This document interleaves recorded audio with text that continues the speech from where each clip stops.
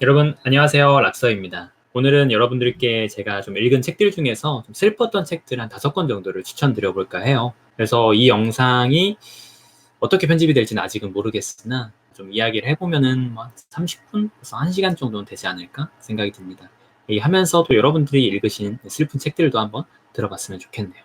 자, 그럼 시작합시다. 책을 갖고 올게요.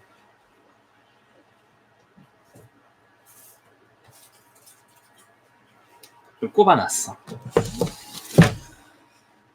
이거를 사실 이건 절대 순위는 아니고요. 제가 오늘 소개해드릴 책은 제 개인적인 취향도 많이 들어가 있고요. 그리고 이제 뭐가 제일 슬펐다 이런 것들은 아니다 보니까 그냥 제가 집은 순서대로 좀 설명을 드리도록 하겠습니다. 생소한 책도 있으실 거고요. 좀 익숙한 책들도 있으실 거예요. 아마 한 번쯤은 이미 여러분들 맞추실 수도 있어요. 이건 워낙 슬픈 책이라서 한두 권 정도는 맞추실 수도 있을 것 같은데 제가 읽었던 책들 중에 좀 슬픈 책 눈물 좀 뺄 뻔했다. 혹은 진짜 눈물 흘렸다. 라는 책. 첫 번째 책은 바로 이 책. 츠지 토나리의 사랑을 주세요라는 책입니다. 츠지 토나리의 사랑을 주세요. 이 책 혹시 여러분 들어보신 분 계세요? 츠지 토나리라는 작가에 대해 들어보신 분 계신가요? 이 책이 제가 한 10년도 넘게 전에 산 것 같은데, 느낌상으로는. 아무래도 좀 없으시겠죠, 이 책. 츠지 토나리.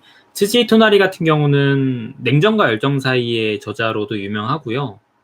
사랑 후에 오는 것들, 그리고 뭐 이래저래 좀 제가 츠지 토나리 작품들이 좀 많아요. 츠지 토나리 작품을 좋아하는 편이라서 한 5-6권 있거든요. 우한 저한이라는 작품도 쓰셨고 냉정과 열정 사이가 가장 유명하긴 할 거고요. 아무래도 여러분들이 익숙한 작품으로는 냉정과 열정 사이가 가장 유명하겠죠. 되게 능력이 여러모로 뭐 밴드도 했었고 되게 다재다능한 작가긴 합니다. 찌지 토나리라는 작가가. 제가 이 작가 작품을 참 좋아하는데 이 작가가 내용들이 진짜 좀 약간 무거운 작품을 쓰실 때는 진짜 무겁게도 쓰시면서 가벼운 작품을 쓸 때에는 또 아주 때로는 달달하게, 때로는 슬프게 그렇게 좀 잘 쓰는 편이라서 저는 개인적으로 제가 좋아하는 일본 작가 중에서 손에 꼽는 작가가 이 치지 토나리라는 작가인데요. 이 책을 어떻게 알았을까? 물론 10년도 넘은 기간이기 때문에 정확히 기억은 나지 않지만 그냥 아마 치지 토나리라는 작가가 좋아서 사게 된 케이스였던 것 같아요. 이게 거의 한 10년도 넘게 전에 산 건데 옆에 포스트잇도 많이 붙어 있고 안에 보시면은 되게 밑줄 같은 것도 많이 있어요. 제가 워낙 오래전부터 한 못해도 6번 정도? 5번, 6번 이상 읽었던 책이기도 하거든요. 재수할 때도 참 많이 힘이 되었던. 이 책은 처음 보실 거예요. 그죠? 이 책은 이제 내용을 살짝 이제 말씀을 드리면은 이 책은 이제 도노 리리카라는 여성이 있어요. 이제 도노 리리카는 어린 시절에 이제 보육원에서 자라게 됩니다. 보육원에서 자라는데 어느 날 자기에게 편지가 와요. 모토지로라는 남자에게서 편지가 옵니다. 근데 편지를 주고받다가 처음에는 좀 잘못 온 편지겠거니 혹은 도노 리리카는 워낙 이제 사람에 대한 어떤 신뢰 이런 것들에 대해서 마음의 문을 닫은 상태라서 제대로 대꾸하지 않습니다. 그런데 이 모토지로라는 남자 측에서 이 도노 리리카라는 사람에게 펜팔을 보내면서 한 가지 제안을 해요. 그 제안이 상당히 재미있는데요. 어떤 식으로 제안을 하냐면 서로 펜팔을 하는데 이런 제안을 합니다. 이렇게 하면 어떨까요? 규칙을 정하는 거예요. 우리는 절대로 만나지 않는다는 규칙. 어이없는 소리인지도 모르겠지만 나는 꽤 재미있을 것 같은데 어떤가요?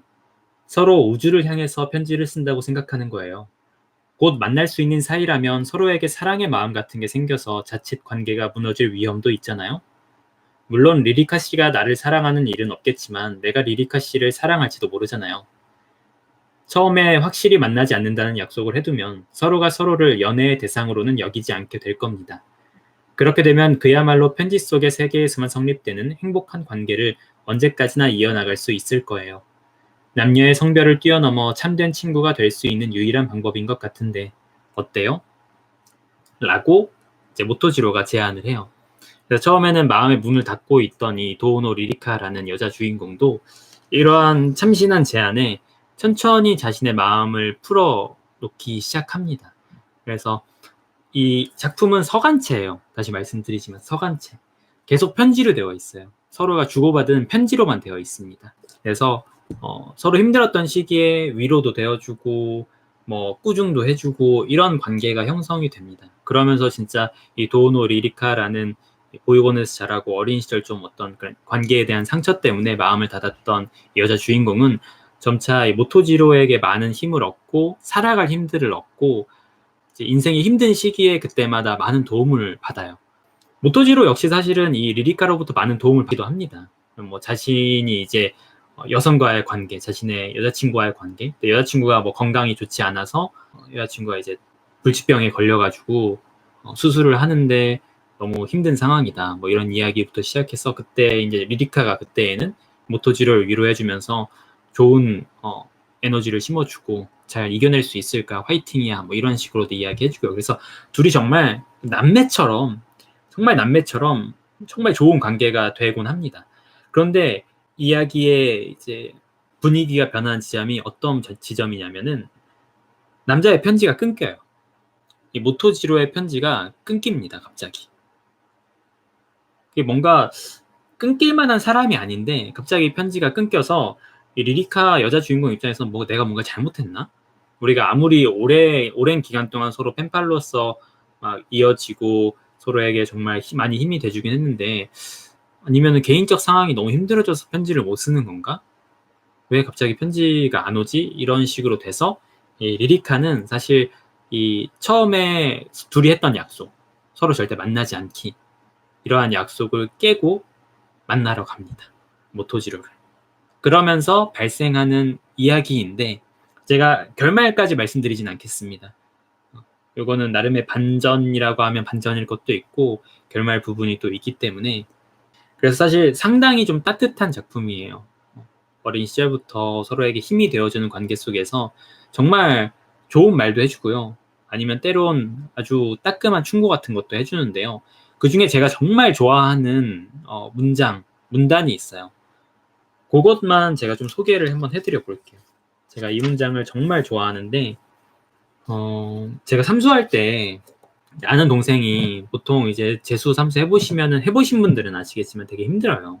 정신적으로 힘들어요. 신체적으로 힘들다기보다는 또 실패하면 어떡하지? 라는 생각 때문에 되게 힘든 시기를 보냅니다.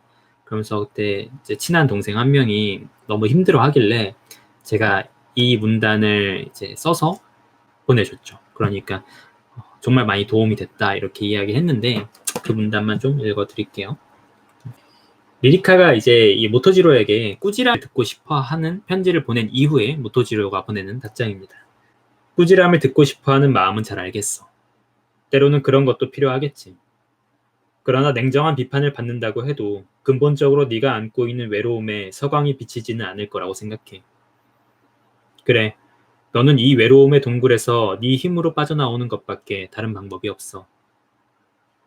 나는 힘내라고 말하고 싶지 않다.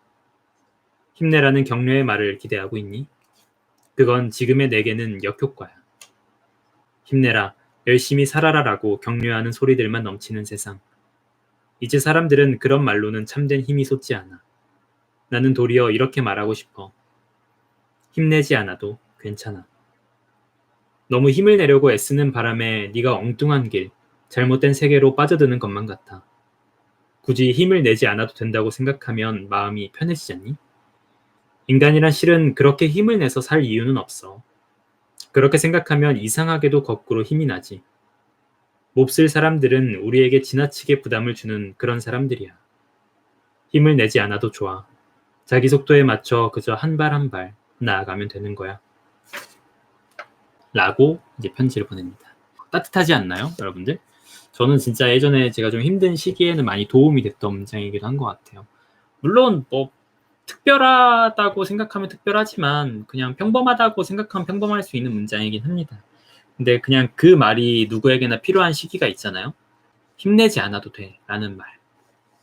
그래서 저는 사실 이 작품 읽은 이후로는 누군가에게 힘내라는 말을 거의 안 하는 것 같아요. 웬만하면. 그러니까 약간 그 영혼 없는 힘내라는 말. 그냥 해줄 말이 없어서 힘내 이렇게 이야기하게 되진 않더라고요. 그냥 오히려 그때마다 힘내지 않아도 돼. 그냥 천천히 가보자. 쉴 때는 쉬고 힘들면 쉬고 힘들면 쉬어야지. 언제나 그렇게 애쓰면서 살 수는 없잖아. 에너지라는 게 있고. 그런데 이러면서 저는 좀 그렇게 많이 말을 하는 편입니다. 이러한 말들이 다른 사람들에게도 그렇고 저한테도 그렇고 좀 많이 힘이 되더라고요. 그래서 이 작품에 저는 이 부분을 가장 좋아하긴 합니다. 다른 작품들에서도 뭐 특별히 좋아하는 부분이 있으면 또 읽어드릴 수 있는데 이 작품 제가 워낙 이 부분을 좋아해서 기억이 좀 나요. 진짜 습관처럼 그냥 약간은 형식적인 인사기도 하죠. 어떻게 힘내 이렇게 이야기하는 것이. 근데 때로는 조금 더 진지하게 그건 힘내지 않아도 된다고 이야기해 주는 것도 좋을 것 같습니다. 이런 이야기는 어려운 이야기는 아닙니다. 맞아요. 힘내라는 말이 필요한 상황이 있긴 하지만 영혼 없는 힘내라는 말은 또 그만큼 힘이 빠지는 것도 없어요. 그죠? 알잖아요. 그 사람이 누군가가 그냥 간단하게 힘내라고 말하면 그게 제대로 전달이 되지 않는 게 딱 느껴집니다. 근데 그 사람이 뭐 진심을 담아서 힘내라고 하던가 아니면은 뭐 힘내지 않아도 된다라는 말을 하면서 좀 진심으로 위로해 준다는 것이 전달이 되죠. 근데 결국 중요한 건 그건 것 같아요. 힘을 내라는 말을 하든 힘을 내지 않아도 된다는 말을 하든 진심에서 우러나오는 그 사람에게 필요한 이야기를 해주는 것, 그런 것이 아닐까 싶습니다. 그래서 이 작품에서도 이 모토지로가 리리카가 꾸중을 원하는 그런 상황에서 내가 정말 잘못된 길로 가고 있는 것 같아. 내가 정말 잘못하고 있다는 거 아는데 어떻게 해야 되지? 네가 날 좀 혼내줬으면 좋겠어. 모토지로 너는 거의 내 유일한 가족과도 같은 존재인데 네가 날 좀 혼내줬으면 좋겠어. 그럼 난 정신 차릴 수 있지 않을까? 라고 이야기할 때 모토지로가 그렇게 너무 부담 갖고 살지 마. 부담 갖고 살면은 내가 너에게 그렇게 하는 것도 너의 입장에서는 너무 큰 부담이 될 수 있어. 그렇게 하지 않아도 괜찮아. 천천히 가시자. 천천히 가자. 천천히. 이렇게 이야기해 주는 게 참 많은 위로가 될 수 있죠. 그래서 아까 말씀드린 대로 결말은 남았지만 이 작품 서간체이고 아주 따뜻한 작품입니다. 아주 따뜻하고 현실적인 부분들도 있어요. 현실적인 부분들도 있고 그래서 이 리리카라는 여자 주인공을 통해서 어린 시절부터 좀 성인이 된 이후까지 인간의 시기마다 어려운 일들 그런 것들을 서로 보듬어 나가면서 편지를 통해서 따뜻한 감정을 나누는 감동을 나누는 책이긴 합니다. 그래서 저는 이 책 정말 좋아해서요. 주변에 항상 추천하고 다녔는데 아시는 분은 잘 없죠. 사보시면 좋을 것 같아요. 가격도 저렴해요. 인터넷에서 7,650원. 옛날 책이라서 이게 8,500원짜리 정가거든요. 가격도 안 올랐네요. 7,650원. 혹은 가끔 중고서점 같은 데 가보시면 또 있을 수도 있어요. 저는 요거 꼭 한번 읽어보시라고 추천드리고 싶어요. 그냥 가슴 따뜻한 슬픈 이야기를 읽고 싶다. 요 책 추천드리겠습니다. 그래서 첫 번째 책은 CJ 토나리의 사랑을 주세요고요. 펜팔. 진짜 옛날 단어죠. 그죠? 펜팔. 옛날에는 막 군인 아저씨한테 펜팔 쓰기도 했다는데 저 펜팔? 해본 적 있나? 기억이 잘 안 나요. 오늘의 이제 슬픈 책. 두 번째 책은 요거는 좀 예상하실 수도 있을 것 같아요. 여기까지만 이렇게 짜자자자자자잔 짠. 요거는 이제 많은 분들이 예상하실 수 있는 오늘의 슬픈 책 두 번째 위화의 인생. 이 작품을 예상하실 수 있는 이유가 뭐냐면 제가 제 방송을 조금 생방에서 많이 보신 분들은 일전에 제가 이 작품을 읽고 진짜 너무 좋아서 제가 그 이후에 위화 작품을 한 권 더 사서 읽어볼 정도로 너무 좋았던 작품이었어요. 원래 위화란 작가를 알지도 못했었고요. 생방에서 우연히 위화란 작가 이름을 듣고 그거랑 또 우연히 겹친 일이 뭐냐면은 실제 지인이 이 책을 선물해줬어. 생방에서 어느 날 위화 작가에 대한 이야기를 들었는데 어느 날 실제 지인이 이 책을 선물해줬어. 분명히 다른 사람인데. 그래서 좀 저한테도 뜻깊은 작품이기도 했었고요. 되게 인연처럼 다가온 책이었습니다. 역시 이 책의 내용을 잠깐 이야기해드려 보자면은 이 책은 인생이란 제목으로 번역이 되어 있지만 원제는 살아간다는 것에 가깝다고 해요. 살아간다는 것. 원래 원제의 의미는 살아간다는 것에 가깝다고 해요. 그래서 이 작품을 통해서 위화 작가는 이 살아간다는 것이 무엇인지, 삶이라는 게 무엇인지 인생이라는 것이 무엇인지에 대해서 나름 보여주고 있다고 볼 수 있는데, 이 작품은 이제 한 나라는 화자의 시선에서, 시골에 들어간 나라는 화자의 시선에서 시작하는데, 이 화자는 민요나 민담을 수집하는 일을 해요. 그래서 시골에서 돌아다니면서 열심히 술 마시러 다니며 마을 사람들이랑 이야기하고, 화자가 가면은 마을 사람들이 또 저 한량 왔다 이러면서 이야기하곤 하는데, 이제 이 남자가 어느 날 푸구이라는 노인을 만나게 됩니다. 소를 가지고 밭을 갈고 있는 이 푸구이라는 노인을 만나게 되는데, 그 노인이 이 소를 가지고 밭을 갈면서 계속 소의 이름을 다르게 부르는 거예요. 푸구이라고 부르고, 평샤라고 부르고, 자전, 유칭 이런 식으로 이름을 다르게 해서 부르는 거예요. 그래서 이 화자가 이 노인에게 물어봐요. 영감님, 도대체 이 소의 진짜 이름이 뭡니까? 여러 이름을 부르시던데, 이렇게 이야기하니까 그때부터 이 푸구이라는 노인이 자신의 삶에 대해서, 자신이 살아온 삶에 대한 그 기구한 인생을 하나하나 이야기를 해줍니다. 그래서 이 푸구이란 노인의 이야기가 정말 슬퍼요. 문화대혁명과 이제 국공내전, 그 시기를 전체적으로 아우르는 이야기인데, 아주 부자 가문에 속해 있던 이 푸구이라는 노인이 젊은 시절에 좀 망나니처럼 살았어요. 아내랑 결혼을 하는데도 되게 그 이후로도 맨날 도박하고 여자 밝히고 술 먹으러 다니고 하면서 이제 정말 망나니처럼 살다가 결국에는 도박으로 집안 재산을 전부 다 날려먹고, 그 지역이 유지였음에도 불구하고 전부 다 날려먹고 완전히 추락해서 밑바닥부터 인생을 다시 시작하는 이야기인데요. 보통은 우리가 밑바닥부터 인생을 다시 시작한다고 하면은 좀 그 이후에 뭐 하나하나 성공을 해가면서 이런 것들을 생각할 수 있는데요. 이 작품에는 그런 거 없습니다. 언제나 고난의 끝이에요. 그래, 한번 열심히 살아보자 해서 막 농사 짓고 살다가 어느 날 국공내전으로 인해서 그냥 시내를 나갔다가 성내로 갔다가 갑자기 끌려가지고 전쟁에 뛰어들게 돼요. 가족들에게 말도 못하고. 그래서 시간이 한참 흐른 뒤에 이제 가족 품으로 돌아오고 뭐 이런 내용부터 시작해서, 그리고 이제 예를 들어 딸아이는 이제 말을 못하기도 하고, 딸아이 뭐 결혼하고 아들이 또 뭐 여러 사건 사고를 겪게 되고 이러면서 정말 이 푸구이라는 노인의 한 기구한 삶을 너무나 적나라하게, 그리고 참 그 내용이 너무나 슬프게 잘 묘사되어 있는 작품입니다. 어찌 보면 약간 심파라고도 생각하실 수도 있어요.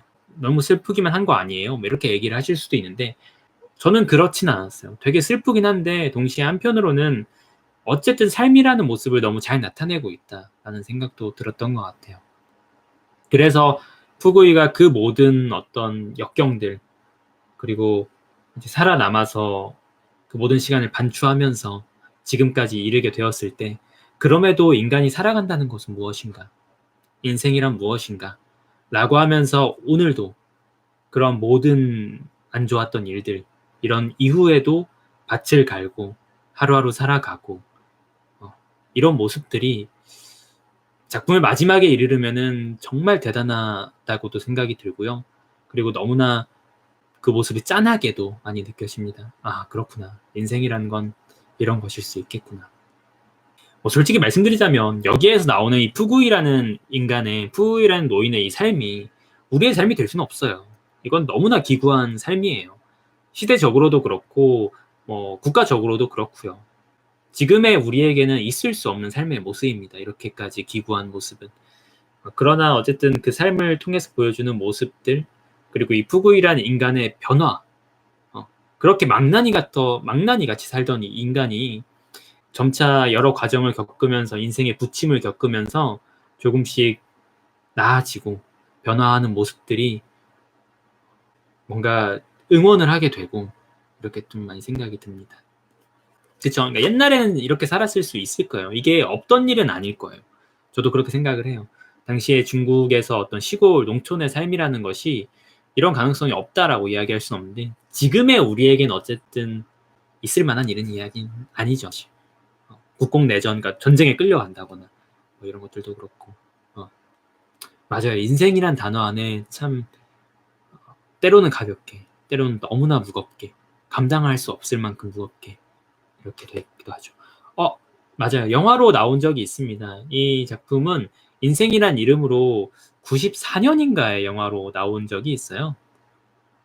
칸 영화제에 올라갈 정도로 정말 이 수작으로 평가받았던 영화인데요. 그 영화도 엄청나게 슬프다고 합니다. 전 영화는 안 봤는데요. 그 영화도 엄청나게 슬프다고 해요. 눈물 질질 흐른다고 합니다. 저도 이 작품은 진짜 읽으면서 울컥울컥했어요. 정말 너무 슬퍼가지고. 이렇게. 그래서 마지막은 책의 결말과 달라요. 예리님은 영화로 보셨군요. 영화도 슬프죠, 그죠? 근데 이 책과 영화의 결말이 좀 다른 걸로 알고 있습니다. 전체적인 플롯은 거의 비슷한데 마지막 결말 부분이 좀 다르다고 알고 있어요. 근데 솔직히 말씀드리자면 제가 찾아본 바로는 영화는 안 봤지만 찾아본 바로는 책이 더 무자비합니다. 책이 조금 더 무자비한 결말입니다. 책이 좀 더 슬퍼요. 너무해 약간. 이 책 읽으면 약간 그 생각돼요. 진짜 이렇게까지 해야 되냐? 정말 이제 좀 그만 기부하면 안 될까? 이제 좀 행복하면 안 되나? 그 생각이 정말 들 정도로 책은 마지막까지 좀 슬프긴 합니다. 그쵸, 이 책 슬프죠. 제가 그때도 너무나 슬프게 읽고 좋게 읽어서 좀 많이 말씀드렸던.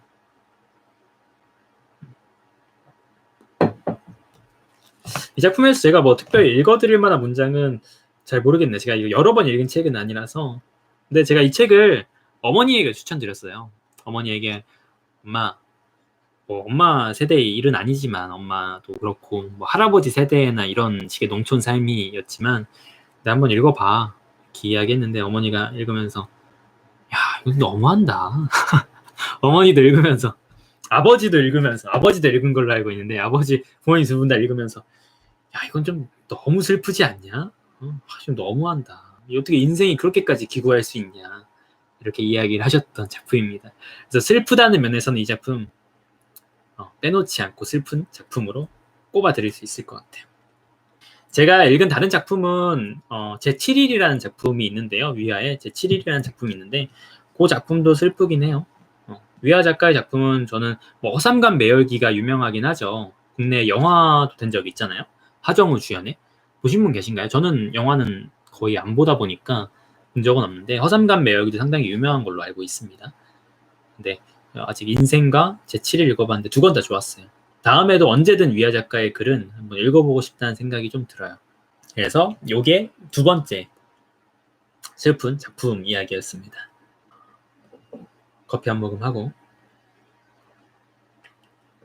세 번째 책 맞춰보실 분 계신가요? 요거 맞추실 수 있어요. 왜냐면은 요거는 국내 문학이고요. 자타가 공인하는 슬픈 이야기이기 때문에 이건 맞추실 수 있습니다. 아마 제 생각엔 충분히 맞추실 수 있을 것 같아요. 알겠죠, 그죠? 요거는 진짜 맞추시는 분에게 박수 쳐드리겠습니다. 하리보라도 드리고 싶은데 하리보를 드릴 수는 없고 최근에 나온 책이고요. 그러니까 한 5년 이내에 나온 책이에요. 5년 이내에 나온 책이고 국내 문학이고 제가 너무나 사랑하는 작가의 작품입니다. 정말 저는 이 작품 딱 읽고 이 작가를 사랑할 수밖에 없게 됐음을 깨달았죠. 나온 지 5년 안 됐을 텐데 이 작품. 자연님이 일단 작가 이름을 스포해 주셨네요. 한리버. 그리고 조이님이 맞추셨습니다. 바로 한강 작가의 소년이 온다예요. 제가 옛날에 이 작품을 주변 지인들한테 추천하다가 한강의 소년이 온다. 이거 너무 제가 재밌게 읽었다 이렇게 이야기하니까 그때 이제 한강 작가를 잘 모르시는 분들도 계실 수 있잖아요. 그래서 뭐요? 무슨 작품이요? 한강에 소년이 와요?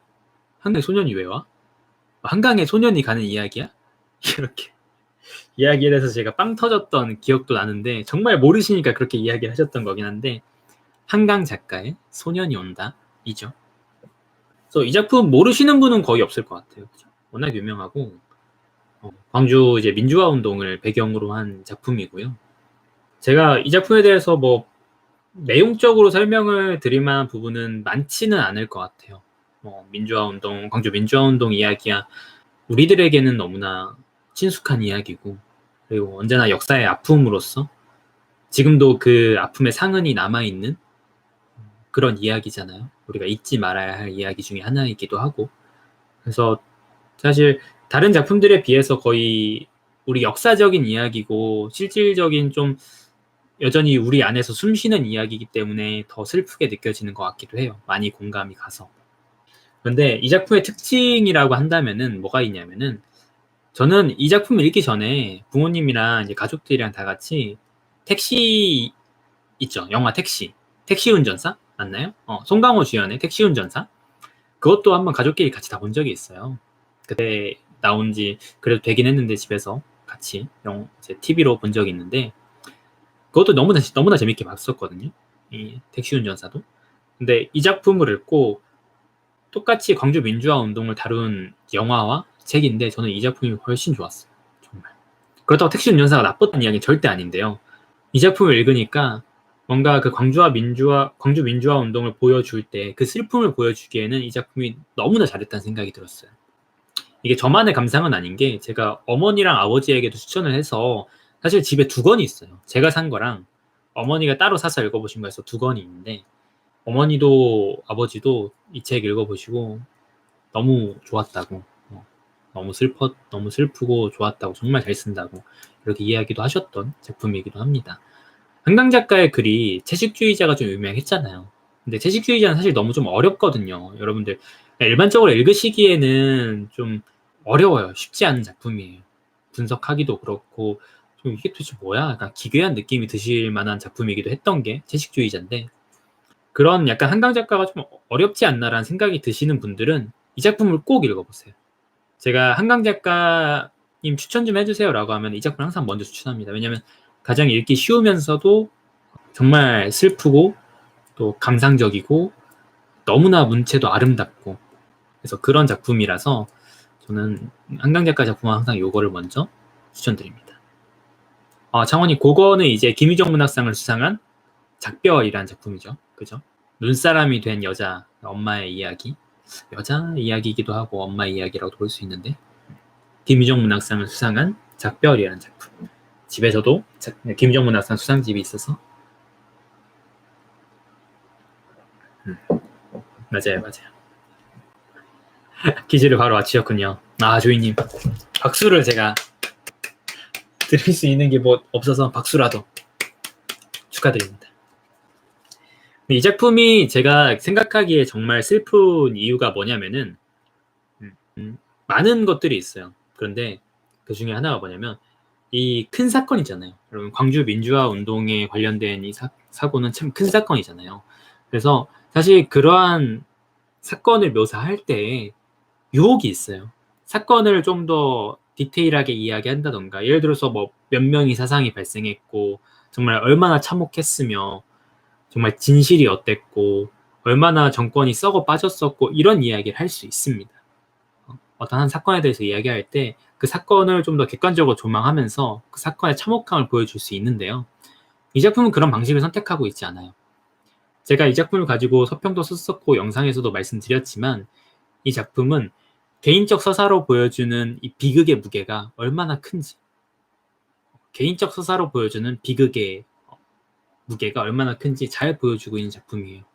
작품 내에서 그러니까 사건에 대해서 묘사를 그렇게 디테일하게 하지 않아요. 어디까지나 한 인물이 볼 수 있는 부분만 보여줍니다. 예를 들어서 처음에 나오는 뭐 동호라는 어린아이가 보는 시각에서 이 아이는 정확하게 어떻게 돌아가고 있는지 모든 걸 알고 있지 않아요. 그냥 자기의 일상 속에서 어느 날 자기 친구였던 정대가 돌아오지 않고, 그리고 주변이 시끄럽고, 그래서 나도 뭔가 해야 될 것 같고, 정대는 어디 갔을까? 또 나는 어떻게 해야 될까? 이런 식으로 생각하면서 이제 그 아이가 볼 수 있는 시각에서 움직이거든요. 여기 안에 나와 있는 다른 여러 인물도 마찬가지예요. 자신이 볼 수 있는 부분에서 그대로를 묘사해요. 과장하지 않고요. 축소하지도 않고 어떤 객관적인 시각 속에서 평가하려고 하지도 않아요. 그냥 그 안에서 있었던 삶, 그리고 그 이후의 삶, 그 시간을 지난 이후의 삶들을 정말 잘 묘사하고 있습니다. 개인적인 서사로 들려주는데 그게 이렇게나 슬플 수가 없어요. 오히려 그 방법을 선택해서 더더욱 슬펐던 것 같아요. 이 한강 작가 같은 경우는 어렸을 때 광주에 살았어요. 그리고 이 광주 민주화 운동이 있기 얼마 전에 서울로 이사를 갔습니다. 한강 작가. 그래서 사실 이 뒤에 작가 후기에도 나와 있지만 한강 작가에게 이 소년이 온다라는 작품은 마음의 짐과도 같았대요. 어떤 작품을 쓰려고 생각하고 있는데 자꾸 마음속에 뭔가 걸리더래요. 내가 뭔가를 놓치고 있지 않은가, 내 안에 뭔가 써야 할 이야기가 있지 않은가 라고 했던 게 바로 이 광주 민주화 운동 이야기였고, 한강 작가가 정말 고통 속에서 그 공감의 감정 속에서 너무나 힘겹게 써내려갔던 작품이라고 합니다. 그래서 뒤에 작가의 이야기 에필로그까지 정말 너무나 좋았던 작품이에요. 개인적으로 제가 가장 슬프게 생각했던 부분은 에필로그 전에 마지막 챕터인 꽃핀 쪽으로라는 챕터입니다.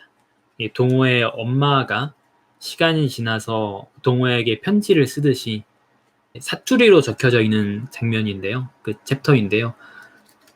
저는 진짜 그 부분, 조이님도 그러셨겠지만 저도 진짜 눈물 카페에서 엉엉 울면서 읽었던 부분이에요. 와, 그때쯤 되니까 참을 수가 없더라고요. 너무 슬퍼가지고. 와, 지금 생각해도 울컥할 정도로 그 챕터는 전 너무 슬펐어요. 너무 슬펐어요. 그렇게밖에 말씀을 못 드리겠네. 그래서 사실 이 작품을 제가 서평을 썼을 때에도 좀 독특한 방식으로 썼어요. 이전에 제가 한강 작가의 요 소년이 온다 영상 다룬 것도 있거든요. 보시면 좋을 것 같은데, 동호에게 편지를 쓰는 방식으로 서평도 썼던 것 같아요. 영상이 책을 설명하는 게 아니라, 책 설명이 아니라 그냥 동호에게 편지 쓴 그런 방식으로 영상을 제작하기도 했었습니다. 너무 슬퍼가지고. 일단 무엇보다 한강 작가의 작품들은 되게 표현이 너무나 아름다워요. 정말 문체라는 부분에서 좀 독보적이라는 느낌이 많이 듭니다. 지금의 젊은 작가들이 문체가 좋지 않다는 것이 아니라 한강 작가의 문체가 워낙 우리말 사용도 잘하고 되게 유려하다는 느낌이 많이 들어요. 너무나 이미지가 정말 섬세하다는 느낌이 많이 듭니다. 그래서 저는 한강 작가의 문체를 상당히 좋아하고 문장들이 너무 이쁘다고 생각해요. 아름답고. 관촌수필? 관촌, 여기 있어요. 여기. 관촌수필. 관촌수필 슬프죠. 근데 관촌수필은 진짜 읽어보신 분들 드물 것 같아. 관촌수필 읽어보신 분. 창호님 말고 읽어보신 분 계세요? 이문구의 관촌수필? 이름만 들어도 아마 짚지도 않을 것 같은 느낌 아니신가요? 관촌수필 좋아요, 여러분. 책을 잠깐 보여드릴까? 관촌수필. 요거는 약간 이제 이문구의 관촌수필. 이 작품은 그러니까 옴니버스식으로 구성이 되어 있어요. 옴니버스식으로. 그래서 사실 이문구의 자전적 내용이 많이 들어가 있어요. 이문구 작가의 어린 시절 충남 보령에서 태어난 이문구 작가가. 그래서 이 작품은 갑자기 관촌수필 이야기를 하게 되는데 사투리 진짜 많습니다. 이 소년이 온다도 이 전라도 사투리가 들어와 있지만 이 작품은 충청도 사투리가 장난이 아니에요. 예린이 이따가 제가 한강 작가의 다른 책 추천해드릴게요. 요거 잠깐 요것만 이야기하고 어느 정도 하면 제가 몇 문장을 읽어봐드리면 좋겠다. 사투리? 근데 다른 분들은 어떠실지 모르겠는데 저 충청도 사람이잖아요. 저 고향이 충청도거든요. 지금도 대전에 살고 있지만 고향이 논산이에요. 그래서 저는 너무 좋았어. 약간 그러니까 제가 생각해도 아무리 충청도에 자라도 좀 옛날 사투리고 워낙 사투리가 세긴 한데 그거를 그대로 적어놨는데 저는 이렇게 술술 읽혔어. 머릿속에서 그냥 음성 재생되는 것 같이 그렇게 읽혔던 것 같아요. 근데 저도 솔직히 읽어도 못 살려요. 너무 심해서. 이런 거? 이거 어떻게 살려서 읽지? 반평생을 밍당 하셨는디 터한 머리에 그런 자리가 있는 줄도 모르고 또박 10여 년이나 산을 채져 댕기셨으니 여부 거시겠네. 이런 문장들이라든지 아씨 나리만님도 봄을 타셔서 심란어 신개비대유 이런 식으로 먼저 것인데유 유나 이런 진짜 충청 사투리가 그대로 써져 있습니다. 네 애미가 너를 짐촌 옹기 틈목에서 풀었다더구나. 오날버텀 이름을 옹잼이라 하거라. 옹잼이가 묻은 허겁구나. 그런 식으로 야, 여, 겨, 유 충동구 사투리가 그대로 적혀있는 작품이라서 정감이 진짜 장난 아니고요. 예린님이 말씀하신 것처럼 한글맛, 그러니까 글맛 지금은 사라진 문체라고 좀 보시면 맞을 것 같아요.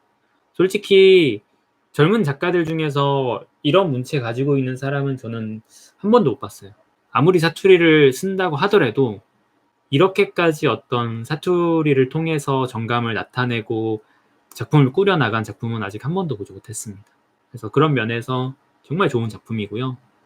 워낙 제목이 아무도 안 집을 것 같은 이야기인데 저는 너무나 좋게 읽었던 작품 중에 하나예요. 창호님이 말씀하신 것도 되게 슬프기도 하고요.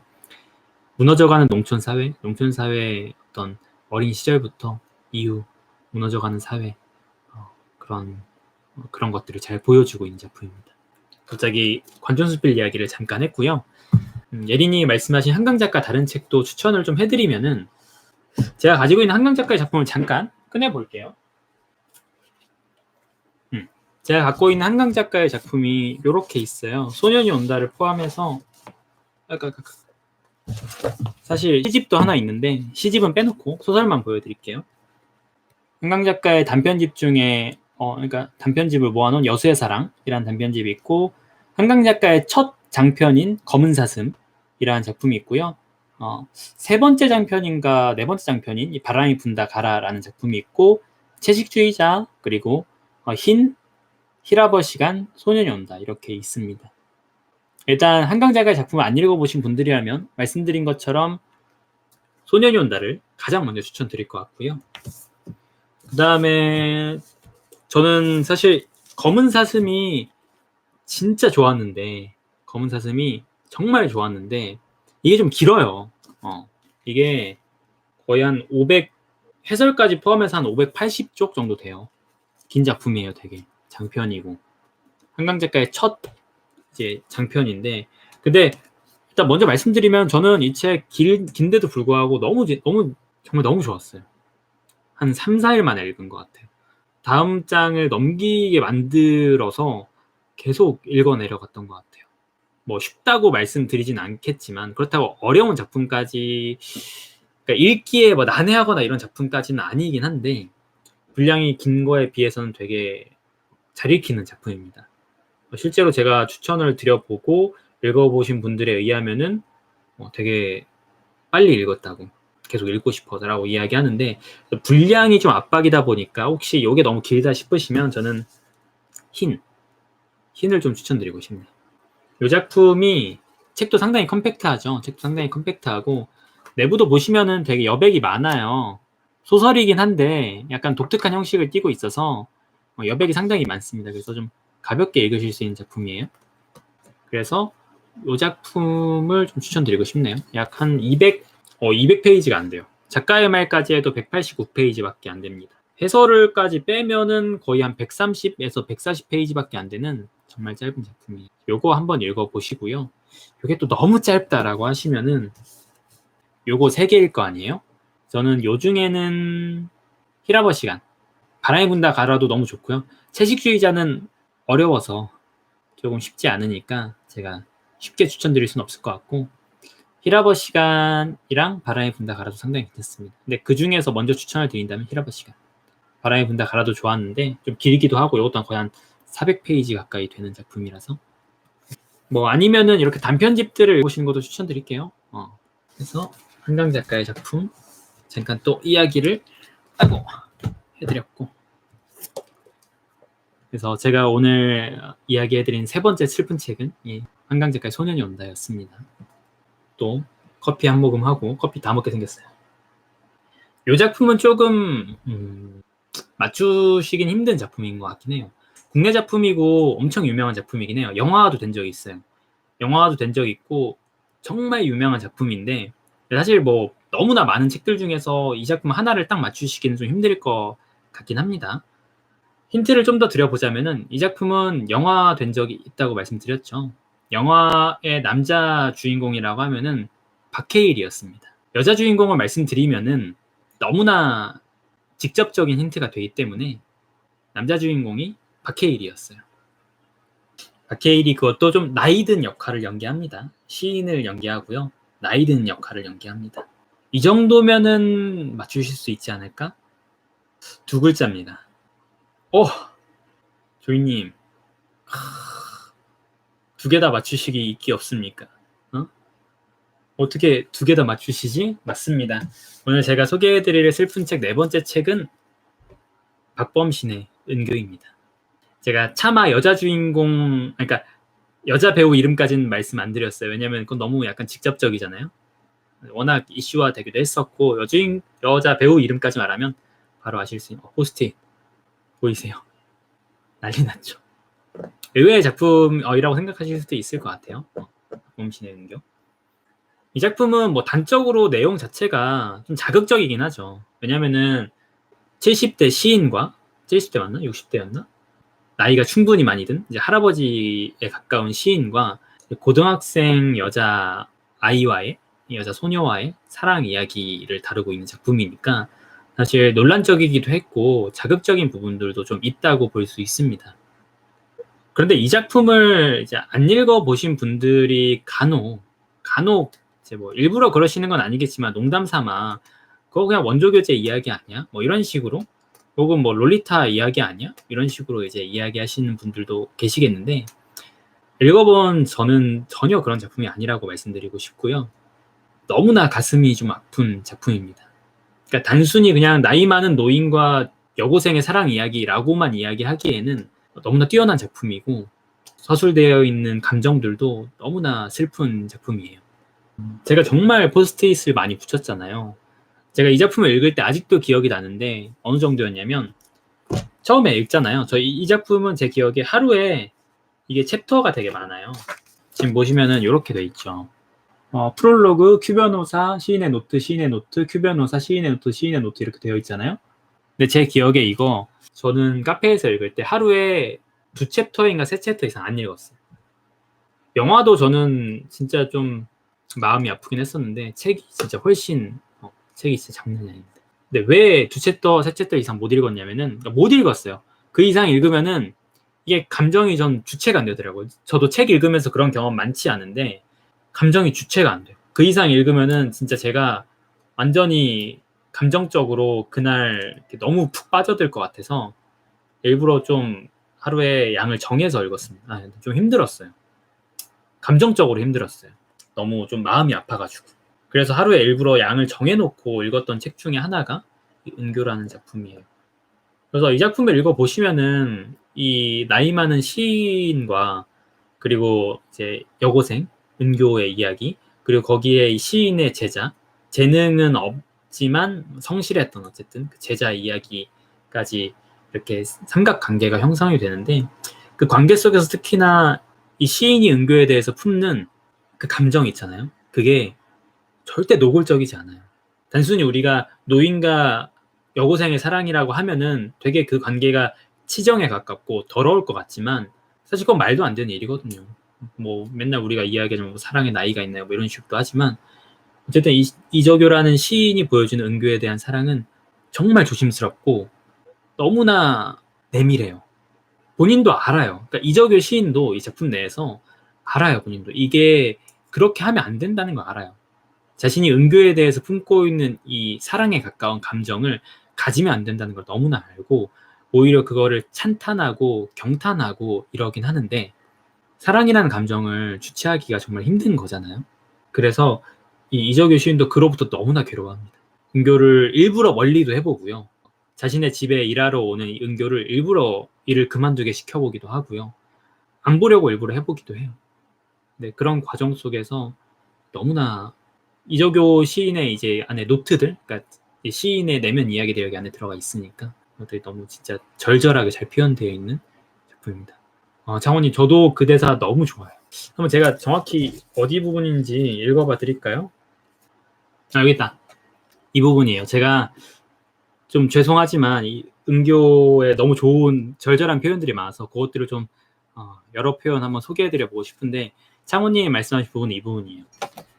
늙는 것은 용서할 수 있는 범죄가 아니다 라고 나는 말했다. 노인은 기형이 아니다 라고 나는 말했다.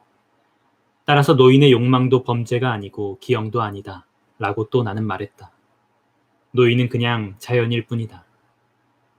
젊은 너희가 가진 아름다움이 자연이듯이 너희의 젊음이 너희의 노력에 의하여 얻어진 것이 아닌 것처럼 노인의 주름도 노인의 과오에 의해 얻은 것이 아니다. 이 부분일 거야. 너무 좋은 표현이 많은데 이런 거. 나는 늘 왜? 라고 묻는 습관을 갖고 있다. 나는 왜 너를 만났는가? 나는 왜 내게 빠져들어갔는가? 나는 왜 너를 이쁘다고 생각하는가? 아, 나는 왜 불과 같이 너를 갖고 싶었던가? 사랑하기 때문이라고 말하면 모든 게 끝나버릴 질문이겠지. 사람들은 사랑하기 때문에라고 설명한다. 나는 그 말을 믿지 못하겠다. 내가 알아듣기 편하도록 쉽게 설명하자면 사랑을 본 적도 만진 적도 없어서 나는 그 말, 사랑을 믿지 못한다. 이런 문장도 있고요. 약간 그러니까 느낌상으로는 이미지가 좀 영화에서도 이미지가 잘 표현이 된 것 같은데 선정적일 수 있는 하나의 이미지는 좀 보이긴 해요. 근데 약간 직접적이진 않습니다. 그러니까 따지자면 롤리타에서 나오는 이미지랑 몇 부분이 전 좀 겹치는 것 같아요. 나중에 롤리타를 읽었을 때 이 작품도 롤리타의 영향을 받지 않았을까, 나보코프에? 하고 싶은 그런 이미지들이 좀 겹치는 부분들도 있었던 것 같습니다. 그러나 작품 전체가 뭐 야한 걸로 있고 막 그러진 않았던 것 같아요. 제가 이 문장을 진짜 좋아하는데 은교를 사랑하면서 이적교 시인이 어떻게 말하냐면 은교를 사랑하니까 날아갈 듯 쾌청한 날씨였다. 나무들과 풀과 심지어 전봇대까지 다 새로웠다. 여러 날 꽉 막혀 있던 가슴 한가운데 하얀 신장로 하나 시원하게 놓여지는 느낌이었다. 이대로 땅끝까지 갈 수 있다면 그 모든 길 얼마나 등불처럼 환하랴. 그것은 한 번도 상상해보지 않은 길이었다. 내가 걸어온 길은 언제나 풍우설상에 묻혀 있었고 내가 보았던 길은 늘 안개가 가득했다. 왜 좀 더 오래전에 이런 길이 가까이 놓여 있는 걸 보지 못했을까? 아니, 보지 못한 게 아니라 한사코 버리고 온 길이었다. 20분은 너무도 짧았다. 그러나 그 20분은 생애 전체와 맞바꿔도 좋을 만큼 아름다웠다. 이거 진짜 장난 아니에요. 여러분, 이거 읽고 있으면 진짜 감정 주체 안 돼요. 하나만 더, 몇 개 좀 더 말씀드려도 되나요, 여러분? 너무 그만 좀 말씀해 주시면 좋을 것 같아라고 하면 멈추겠습니다. 근데 이 문장도 너무 좋아요. 나는 그 무렵 분명히 연애를 하고 있었고 내게 연애란 세계를 줄이고 줄여서 단 한 사람, 은교에게 집어넣은 뒤 다시 그것을 우주에 이르기까지, 신에게 이르기까지 확장시키는 경이로운 과정이었다. 그런 게 사랑이라고 불러도 좋다면 나의 사랑은 보통 명사가 아니라 세상에 하나밖에 존재하지 않는 고유 명사였다. 그런 게 사랑이라고 불러도 좋다면 나의 사랑은 보통 명사가 아니라 세상에 하나밖에 존재하지 않는 고유 명사였다. 이거 표현 진짜 기가 막히지 않나요? 은교 진짜 읽어보시면 생각이 달라지실 수밖에 없어요. 저도 당연히 어떤 선입견을 갖고 있었는데 아마도 옛날에. 근데 이거 읽으시면은 그렇게 생각할 수가 없어요. 절대 그런 어떤 치정극에 가까운 이야기는 아닙니다. 여기까지 읽어드릴게요. 더 읽을 것들도 많은데 어쨌든 이만한 포스트잇, 그리고 제가 하루에 3챕터 이상, 두세 챕터 이상 읽지 못했던 것, 감정을 주체할 수 없어서 저는 너무나 추천드리고 싶은 작품이고요. 여러 가지 이유로 박범신 작가의 글, 특히나 은교 자체의 어떤 그 선정성이라든지 그런 것들에 대한 이미지 때문에 안 읽으신 분들도 많으시리라 생각해요. 그렇지만 한번 읽어보시고 싶다, 그럼 자신이 갖고 있던 편견에 대해서 한번 극복해보고 싶다 하시면은 읽어보시기에 절대 후회하실 만한 작품이 아니라고 생각합니다. 제가 슬픈 작품 중에선 정말 강력 추천하고 너무나 좋아하는 작품이에요. 원래 낭독하려는 건 아니긴 한데 다음에 제가 낭독 컨텐츠가 몇 개 있긴 한데 최근에 안 올렸죠. 되게 오래됐죠. 낭독 컨텐츠 마지막으로 올린 게 사막의 이정표라는 단편 읽은 게 전부인데 읽어보신 분들은 대체적으로 되게 좋게 평가하는 작품이에요. 여러분들도 꼭 한번 읽어보세요. 정말 좋은 작품입니다. 진짜 이거 읽을 때 그 감정들이 아직도 생각이 나네요. 요게 이제 제가 읽었던 슬픈 작품 4번째 작품이고요. 마지막 오늘 추천드릴 슬픈 눈물 뚝뚝 흘릴 만한 작품, 요 작품 진짜 진짜 유명합니다. 이거 한번 퀴즈 내볼게요. 이것도 역시 이 작품 정말 유명해요. 고전이에요. 정말 유명하고 이 작가 좀 이름이 긴데요. 풀네임은 좀 길어요. 좀 긴데 보통 우리가 두 글자로 부릅니다. 땡땡으로 부릅니다. 그리고 작품 제목은 좀 깁니다. 그러니까 정말 유명한 고전이고요. 작가의 이름은 두 글자고요. 이 작가가 사실 파우스트라는 작품도 써서 정말 유명했습니다. 파우스트라는 작품도 써서. 그 작가가 20대 시절에 쓴 작품이 바로 이 작품이었어요. 파우스트 하니까 역시 아시는군요. 장원님. 그쵸, 예승님. 오늘의 마지막 추천 책은 괴테의 젊은 베르테르의 슬픔입니다. 자, 이 작품 사실 너무 유명한 슬픔이죠. 근데 책 너무 이쁘지 않나요? 책 너무 이쁘죠. 마카롱 시리즈. 진짜 이뻐서 샀어. 이뻐서 샀어. 진짜 너무 이뻐. 근데 이 작품 진짜 뭐 이 작품은 설명 하지 않아도 될 만큼 유명한 작품이긴 해요. 원래는 이제 원문에서는 베르테르라는 발음이 아니라고 하는데 국내에는 이미 베르테르로 좀 많이 자리를 잡아서 지금도 그냥 다른 작품들도 보통 이제 젊은 베르테르의 슬픔으로 번역이 된다고 하더라고요. 작품 괴테가 20대에 쓴 작품이고 본인의 경험과 괴테가 실제로 이제 그 약간 나이 많은 여성을 좋아했던 그 경험이 있던 걸로 알고 있어요. 작품 뒤에도 해설에 나오는데 그 경험과 그리고 어떤 친구의 죽음에 관련된 이야기를 들으면서 이 작품을 아주 짧은 기간에 썼다고 해요. 2, 3주 걸렸다고 했는가? 한 달 정도 걸렸다고 했나? 한 여름 기간에 썼다고 했나? 그래서 어쨌든 정말 짧은 기간에 열병에 걸린 듯 써내려왔던 작품이라고 합니다. 옛날에 제가 서평 썼던 작품들은 포스트잇이 대체적으로 많이 붙었어요. 서평 작업을 하다 보면 포스트잇을 좀 많이 붙여야 돼서 내용은 간단히 말하면은 이 베르테르라는 젊은이가 어느 날 파티 같은 데를 갔다가 이 사교계의 클럽 같은 데를 갔다가 한 여성을 보게 되는데 그 여성과 바로 사랑에 빠지게 돼요. 그 여성을 사랑하게 돼요. 그 여성의 이름이 샤를로테였어요. 샤를로테. 자, 여기서 잠깐 상식. 이 롯데라는 기업 아시죠? 롯데 제과, 롯데, 야구팀도 갖고 있는 그 큰 대기업 롯데. 그 롯데의 이름이 이 샤를로테에서 따온 겁니다. 이 젊은 베르테르의 슬픔, 여자 주인공 이름 샤를로테에서 따온 게 이 롯데 기업의 이름이 되었어요. 얼마나 창업주가 이 책을 좋아했으면은 그랬을까, 그죠?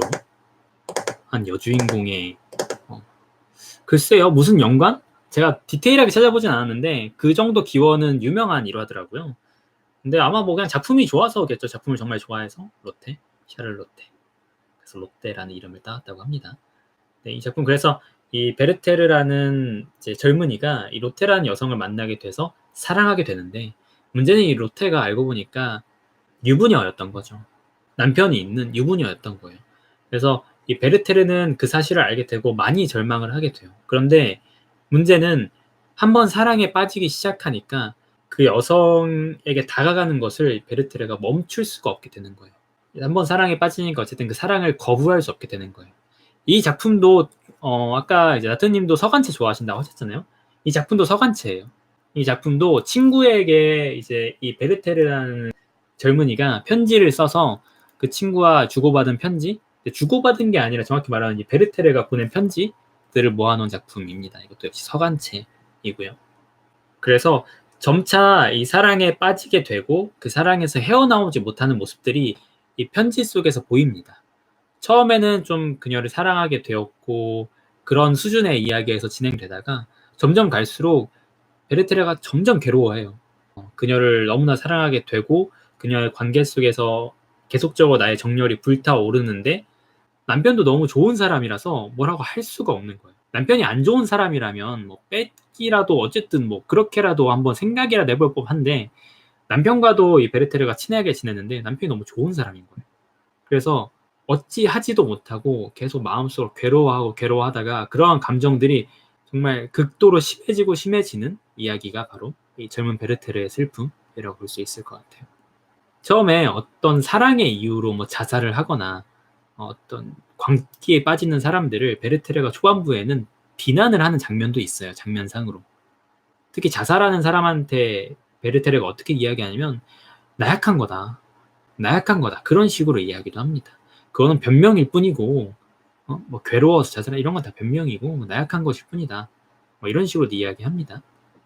근데 후반으로 갈수록 베르테르 본인이 상사병에 빠지기 시작하고 주체할 수가 없게 되는 거를 잘 표현한 작품이라고 볼 수 있습니다. 이 작품에서도 역시 베르테르가 일부러 떠나기도 해요. 다른 여성과의 관계를 이제 좀 빌딩 해보려고, 다른 여성과 한번 만나보려고 일부러 떠나기도 합니다. 근데 결국에는 돌아오게 돼요.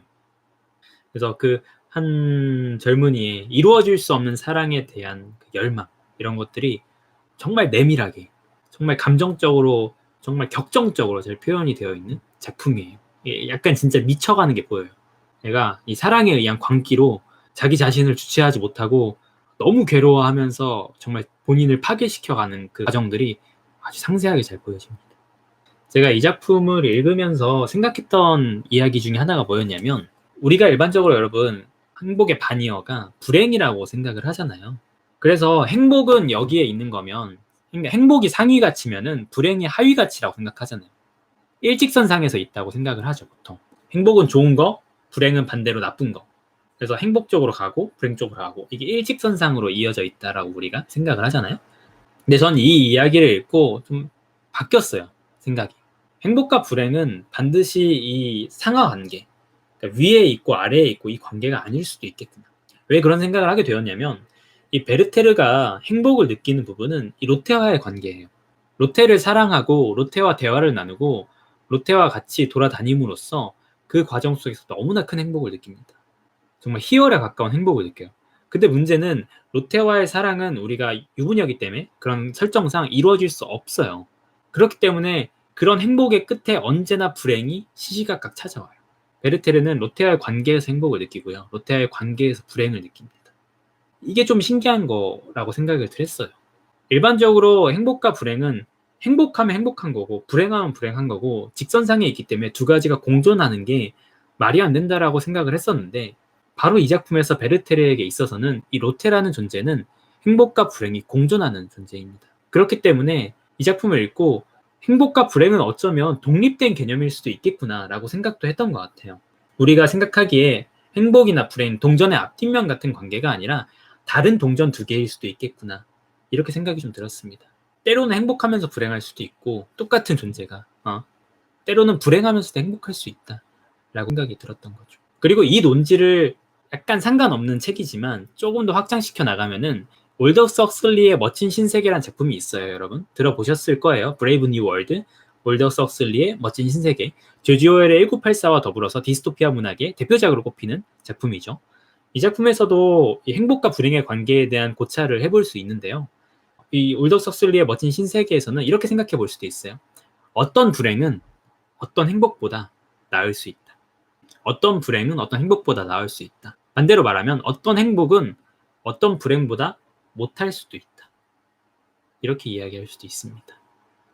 멋진 신세계를 읽어보신 분들이라면 이 말이 어떤 의미인지 아실 거예요. 멋진 신세계에서 존이라는 야만인 주인공이 그런 식으로 말을 하거든요. 나는 불행해질 권리를 요구합니다. 이런 것이 행복이라면, 이 사회에 살고 있는 이런 것이 행복이라면 나는 불행해질 권리를 요구하겠습니다. 이런 행복은 바라지 않겠습니다. 라고 이야기하거든요.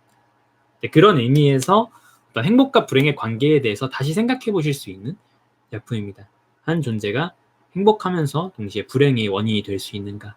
이 작품은 그럴 수 있다는 것을 보여주는 작품이죠. 저는 이 작품을 처음 읽었던 게 중학교 때인 것 같아요. 집에 책이 있나 모르겠는데 이걸로 읽은 건 아니고요, 당연히. 옛날에 집에 그냥 있었어요. 약간 어린이 저서 같은 그런 느낌으로. 그래서 그때 중학교 때 처음 읽었는데 그때도 너무나 슬펐고요. 그 이후로 뭐 고등학교 때도 읽고 뭐 성인 돼서도 매년 한 번씩 읽고 막 그랬던 것 같아요. 거의 그래서 이것도 한 6번 이상 읽었을 거예요. 6번 이상. 근데 진짜 마지막쯤 가면요, 저는 이 작품 읽을 때만 눈물은 흘리지 않아도 워낙 많이 읽었으니까 알잖아요, 이미 어떻게 끝날지. 그리고 이 사랑의 어떤 과정이 어떻게 될지 너무나 잘 아는데, 마지막쯤에 읽을 때마다 이 베르테르의 감정이 극으로 치달을 때마다 항상 울컥해요. 눈물이 차올라. 마지막쯤에 항상 너무 슬프게 항상 읽는 작품 중에 하나예요.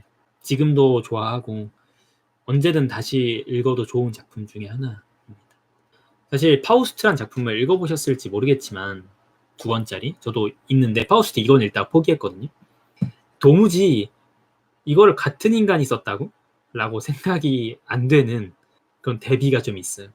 이게 20대 파우스트가 80대 때인가 썼던 완성했던 작품인데 파우스트랑 이거 비교해서 읽어보면은 이게 같은 작가야? 정말 이해가 안 가네. 이렇게 감상적인 글을 쓴 사람이 파우스트? 거의 신화에 가까운 저 이야기를 썼다고? 전 그 생각을 되게 많이 했던 것 같습니다. 그리고 이 작품에 관해서 재미있는 이야기 중에 하나가 이 작품이 당시에 이제 뭐 자살 신드롬을 일으켰다. 베르테르 현상을 일으키면서 자살 신드롬을 일으켰다. 뭐 이런 이야기도 있었는데 제가 옛날에 찾아본 자료에 의하면은 그게 정확한 레퍼런스는 없대요. 어쩌다 보니까 그런 이야기가 생겨서 지금까지 이어져 오고 있는데 당시에 어떤 자료상으로 명확하게 그런 신드롬이 있었다. 그런 것들로 인해서 뭐 정말 어떤 사건들이 있었다. 이런 것들에 대한 명확한 통계적 근거는 남아있지 않다는 것 같아요. 그래서 하나의 그냥 현상 혹은 그만큼 이 작품이 충격적이었고 영향이 컸다 뭐 이 정도를 말하려는 것인지는 모르겠어요. 요거까지가 제가 간단하게 이 작품에 대해서 말씀드릴 수 있는 바인 것 같아요. 그래서 제가 오늘 마지막 5번째 작품이 젊은 베르테르의 슬픔이었고요. 제가 오늘 슬픈 책 5권 다시 한번 보여드리면은 첫 번째는 츠지 토나리의 사랑을 주세요라는 책이었고요. 두 번째는 위화의 인생이라는 책이었고요. 세 번째는 한강의 소년이 온다라는 책이었고요. 그다음에 네 번째는 박범신의 은교라는 책. 마지막 괴테의 젊은 베르테르의 슬픔이었습니다. 여러분들 오늘 이제 눈물 콧물 쏙 빼는 슬픈 책 이야기 추천을 모두 마쳤고요. 재미있게 들으셨을지 모르겠네요. 여러분들이 읽으신 뭐 슬픈 책 이야기는 또 어떤 게 있는지 뭐 댓글로든 한번 이야기해 주시면 또 좋을 것 같습니다. 또 여기에 공감하시는지도 좀 궁금하고요. 들어주시느라 정말 수고 많으셨고 다음번에도 제가 매주 일요일에 생방을 하면서 이렇게 뭐 책 이야기나 작가 이야기 이런 이야기들을 하고 있으니 언제든 편한 시간에 들러주시면 좋을 것 같습니다. 그럼 수고하셨고 그럼 안녕.